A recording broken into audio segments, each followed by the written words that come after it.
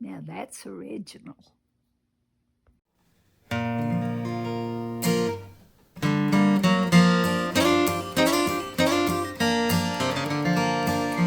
Always dreaming, never living, feeling sad and blue,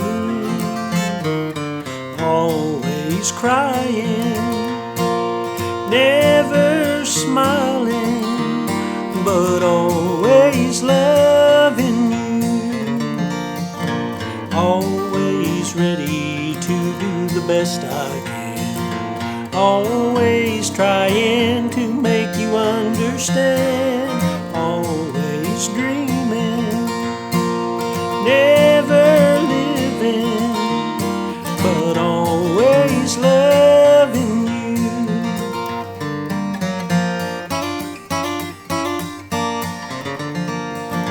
Always ready to do the best I can. Always trying to make you understand. Always dreaming, never living, but always loving you, but always loving you.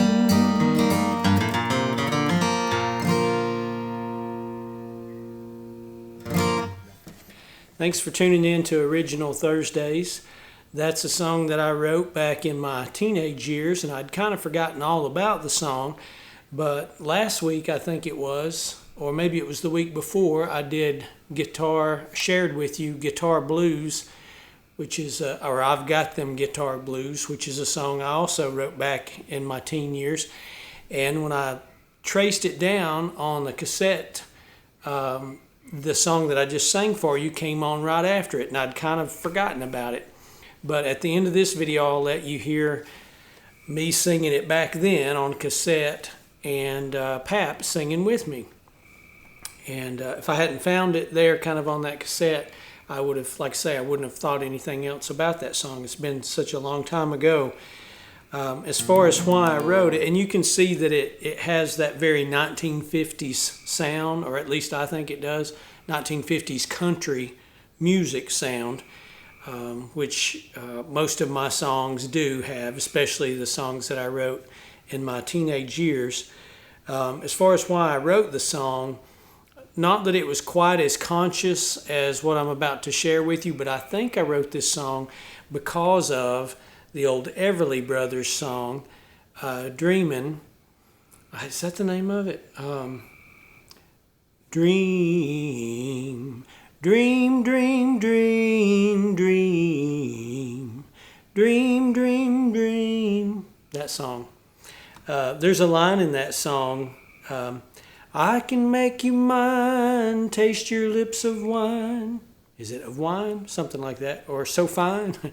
Anytime, night or day. So this line right here, only trouble is, gee whiz, I'm dreaming my life away. I always liked that song, and I guess hearing that song, I kind of thought to myself back then, well, if you were dreaming your life away, then you're always dreaming. You're kind of never pursuing, taking any steps toward any goals. You're just kind of caught in that dreaming phase. So I think that inspired me to write this song, Always Dreaming, Never Living. Maybe, at least in the case of the way it's described in this song, the speaker is kind of hung up on one object of affection or one young lady, and never pursuing other options, just focused on that. So anyway, that was kind of the premise of the song, and I'm pretty sure that was probably the beginning point in my mind, was that idea that's expressed in the Everly Brothers song. I don't know off the top of my head if the Everlys wrote that song themselves, or if that was one that Felice Bryant and her husband, was it Woodrow? I can't think. Those two, that husband and wife songwriting duo, they wrote a lot of the great songs for the Everly Brothers. But then the Everleys also wrote some themselves. So I'll have to check, and I'll put a note in the description below. But I think that's why I wrote this song that I just sang for you. And also, my cousin Darren and I, we had a little cassette tape that was like a compilation cassette of a lot of different bluegrass acts. I think the title of the cassette might have even been something like 20 Great Bluegrass Artists or 20 Great Bluegrass Acts or something like that. And there was a song on there. I don't know who it was. It was somebody I was not familiar with. I think it was somebody maybe kind of like a Red Rector or a Hilo Brown, somebody kind of in that echelon of bluegrass. And I can't even remember what the song was, but it was a song about that same tempo. And the chorus, or at least some line in the song, was always something. And I can't remember what that something was, but it was a gerund. I can tell you that. You look that up. There's your grammar lesson for the day. So my song has actually several gerunds that it lists. You got to have parallel structure. There's another little mini grammar lesson for you. You got to have parallel structure. If in the first part of your sentence you're using a gerund, then you wouldn't want to switch in the latter part of your sentence. You would want it to match up. So in this song you've got dreaming, feeling. Anyway, those two things, not that the origin story of that little song, that little ditty, some of our acorns, they'll say that was a good little ditty or that was a great little ditty. Not that the origin story of that little ditty, that little song that I just sang for you, is that important, but I just thought I would kind of tell you. And it's odd that I can even remember, but I think those two things kind of converged together and had me write that song. Of all the songs that I've ever written, that one probably has the fewest words to it of any song that I've ever written. It's very short, and so that also made it kind of easy to learn, easy to sing. So Pap and I sang it. I joked and said that was a grammar tip or grammar lesson. Here's a songwriting tip. Don't write a song that you yourself can't really sing unless you're writing for a particular artist who's going to record your song or sing your song and they happen to be a better singer than you. Now the reason I say that is I wrote that song and I really cannot sing the chorus or bridge because it just simply gets too low for me, even though I've got it here in B flat, which made it really high on the tenor that Pap had to sing.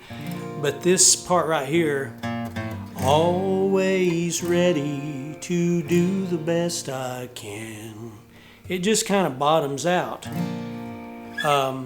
But that's really where the melody line needs to go. I mean, you could cheat a little, or you could kind of find another pitch, I guess, but that's really where it needs to go.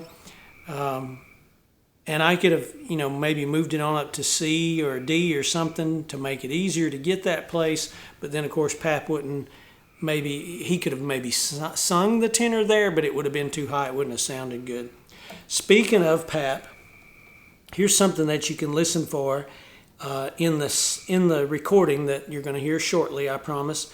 I'm playing in the G position, clamped on the 3rd fret because we're in B flat. I'm pretty sure. I haven't checked it, but I'm pretty sure that's where we were.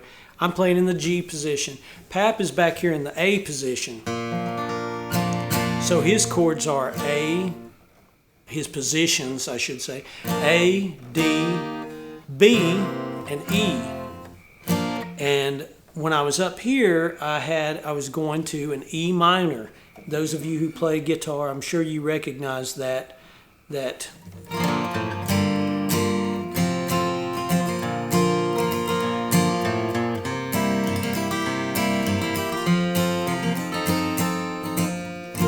So that E minor was in there several times. Always ready. So Pap back here, something to listen for in just a second when you hear that recording. He is using G flat minor, that chord. So he's playing here, then he goes to E, ready to do the best I can. Then he goes to B7, always trying to make you understand. So, as you noticed, when I'm back here, or up here I should say, I'm making this falling or descending run into E minor. Pap, it would be hard to make that in the A position. You could make that run, but you never want to have two people make the exact same run at the same time anyway, unless you were just doing it for some specific reason.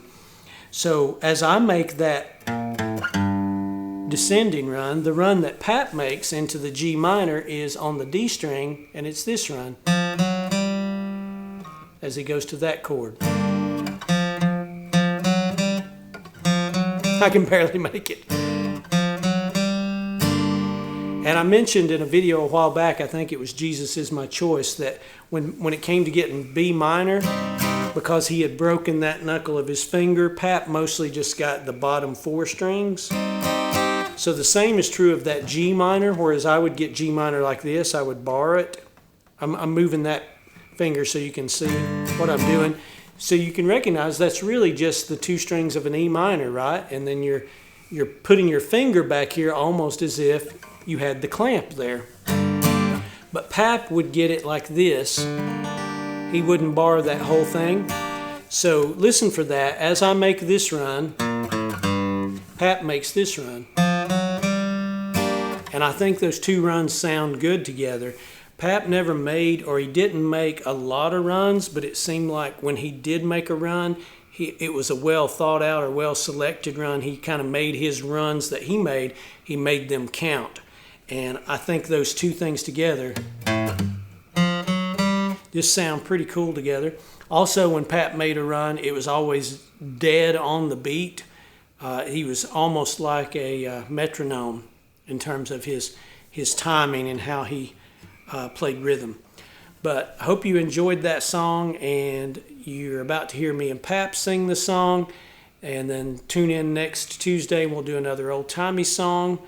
And the Thursday, so the following video, I may do the final original song of Pap's from the Words of Life album, because he wrote 5 original songs that are on that album, and I've done them all but one now.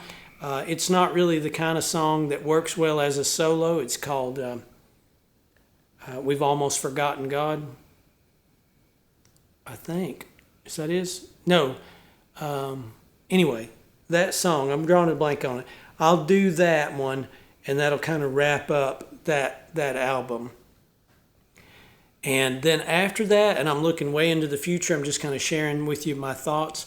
I'm going to share, after that for an original Thursday, I'm going to share a song that I wrote and then Pap changed and used.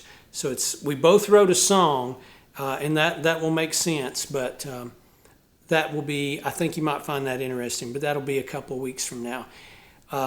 Enough rambling. Here is Always Dreaming with me and Pap when I was a teenager. And so please pardon my kind of weak, squeaky voice in this. But thanks for watching, and we'll see you again next Tuesday, Lord willing.